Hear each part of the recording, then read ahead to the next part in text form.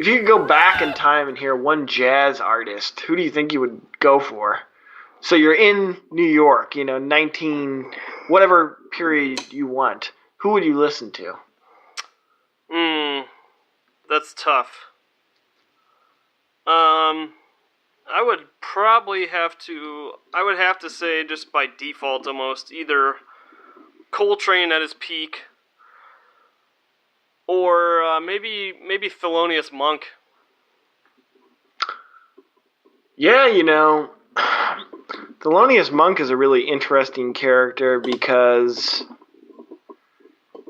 So apparently, he got busted with some heroin that he said he was holding for a friend, which may or may not be true, but that was pervasive in jazz at that time. Yeah. And maybe still is today, I don't know. But whatever the case, his I think they call it like a cabaret card or something like that, got revoked. Yeah, he couldn't perform. Could not perform. For a couple years, I think. Years.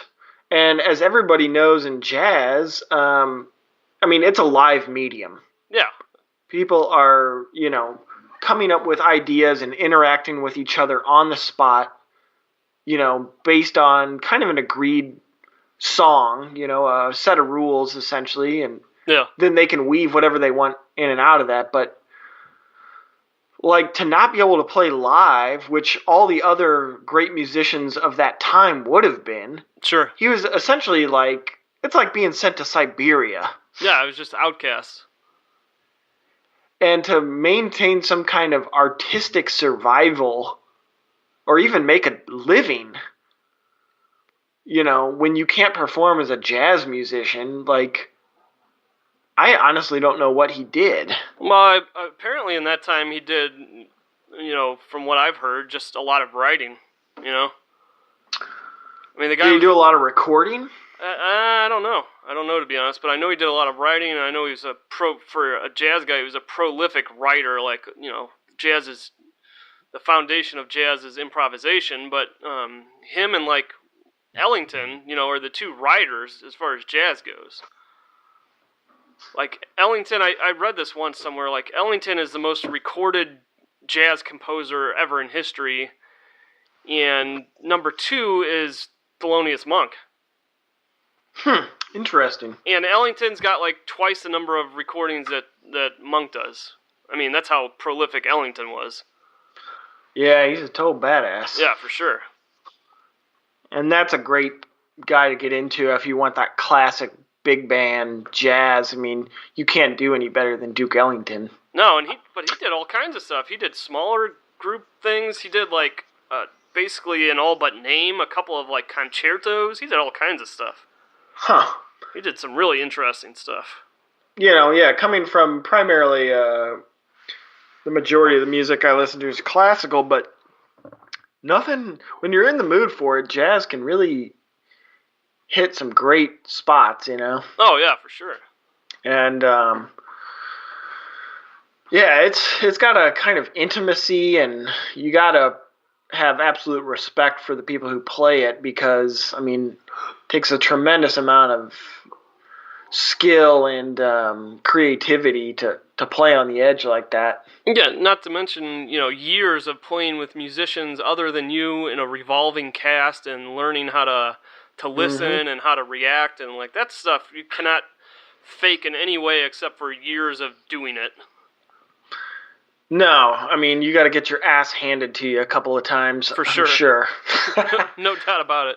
But, and I know, older musicians would always play tricks on, the younger guys, oh, yeah, let's take this piece and play it in, F-sharp major, which is, not a common key with a lot of sharps for musicians out there already know that, but something that would be a little bit more difficult than normal. Sure. And, let's double the tempo and do this and do that and, just try and put people through the buzzsaw. Yeah, for sure.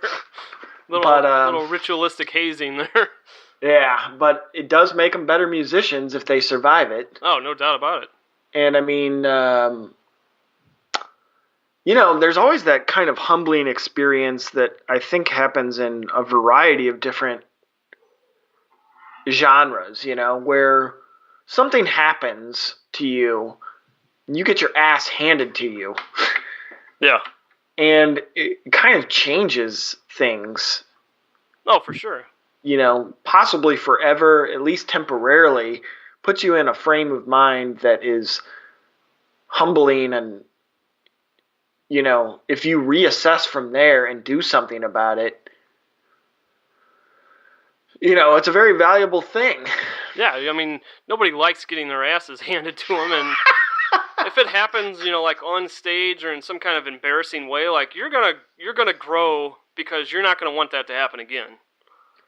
I can't think of any specific instances, and I'm probably not the best person to equipped to talk about the history of jazz, but I would be surprised if every single jazz icon hadn't had that happen to them, where they were raked over the coals more times than they could count. I'm positive that that's the case. That's just part of that culture. For sure. And the fact that it's an improvisation-based music, I mean, that's just going to happen no matter how good of a musician you are. That that's going to happen at some point.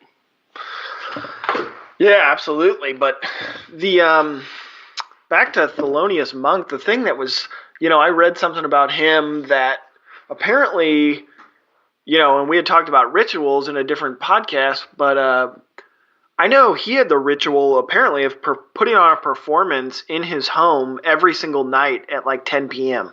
Mm-hmm. Even if it was just himself, to keep himself sharp, to keep exploring, to keep improving. You had mentioned he wrote a lot, but I do know that he put on a performance every single night in his home. Yeah, and I think during his time off there from performing publicly, he would do little house shows, essentially. Mm-hmm. Yeah, I mean, but what a devastating blow that must have been. Oh, yeah, I'm sure. And to have the inner drive and the necessity for creative expression, because, I mean, I'm sure Thelonious Monk could have just given up for the next 5 years and went and got an office job. Yeah. Or something. Or I don't know if he had that capacity or not. I get the feeling he was kind of a fragile person. Yeah, for sure. So I don't know if he could have done that or not, but faced with having a family and no feasible way to make a living, I mean, what would you do? Yeah, that's a good point. I have no idea. And, I don't know much about his wife, but one would have to assume that she must have been pretty extraordinary because somebody was leading that family, and I don't think it was him. I doubt it was him, yeah, for sure. Because he was just like a total space cadet, from what I understand. Yeah. And, an absolute genius, but I don't think he was really known to have his feet on the ground. No, I don't think so.